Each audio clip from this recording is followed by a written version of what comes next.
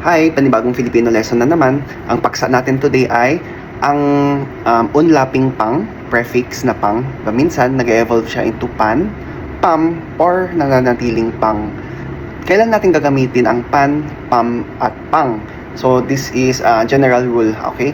Ang pang, nagiging pan kapag ang susunod na salitang ugat o ay nagsisimula sa DLRST or dalarasata. Mas mabilis ikabisado, dalarasata. Halimbawa, pandiwa. Mas susunod ko. Panlaro. Panregalo. Pansarili. Pantasa. Okay? So, ang pang magiging pan pag ang susunod ay dalarasata. Okay. Pam naman, kung susunod na salitang ugat ay nagsisimula sa letrang B o letrang P. Halimbawa, pambura, pambihira, pambansa, diba? Awiting pambansa. Ano ang pambansang hayop, prutas, ganyan.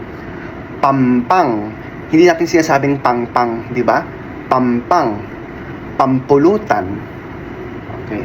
Tapos, the rest, pang na. Halimbawa, panghalip, pangalan, NG.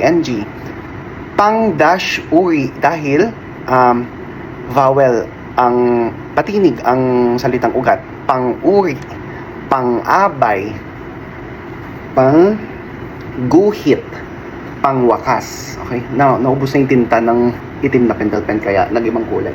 So, generally, ang pang ay nagta-transform into pan, pam, at pang.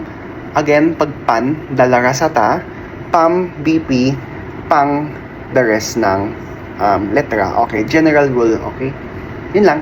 Maraming salamat. Suggest kayo ng anong gusto nyong paksa sa Filipino tapos talakayin natin.